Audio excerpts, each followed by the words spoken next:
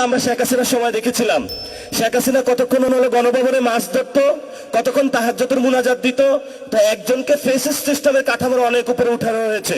সবাই দুনিয়ার খারাপ, শেখ হাসিনা ভালো ছিল। এখন এই পরিস্থিতি দেখতে পাচ্ছি সবাই খারাপ, কেউ চান্দাবাজ, কেউ দুর্নীতিবাজ, কেউ সন্ত্রাসী, কিন্তু একজন আল্লামা উপস্থিত হয়েছেন, উনি সব ভালো। উনি ট্রাফিক সিগন্যালে দাঁড়িয়ে যান, বিদ্যুৎ কমিয়ে দেন, সব কিছু উনি ভালো কাজ করে।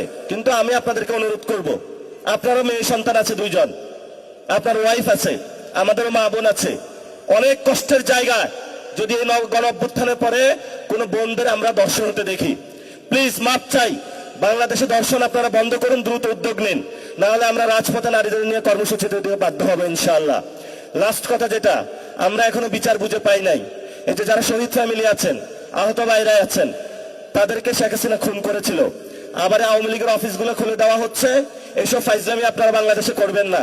যদি আপনারা ফাইজলামি করতে চান তাহলে কিভাবে হলো আপনাদেরকে সাইজ করতে হয় সেটাও আমরা জানি।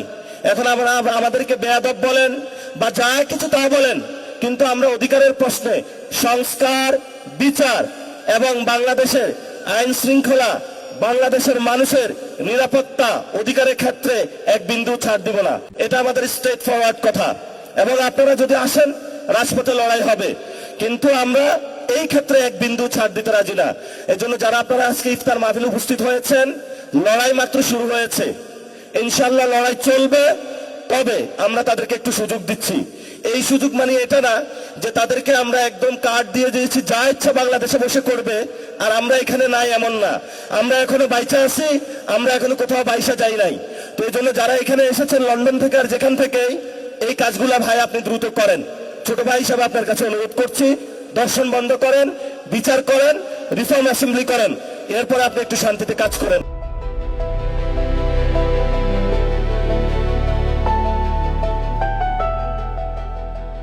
দিনাজপুর টিভি, মানুষের জীবনের কথা বলে।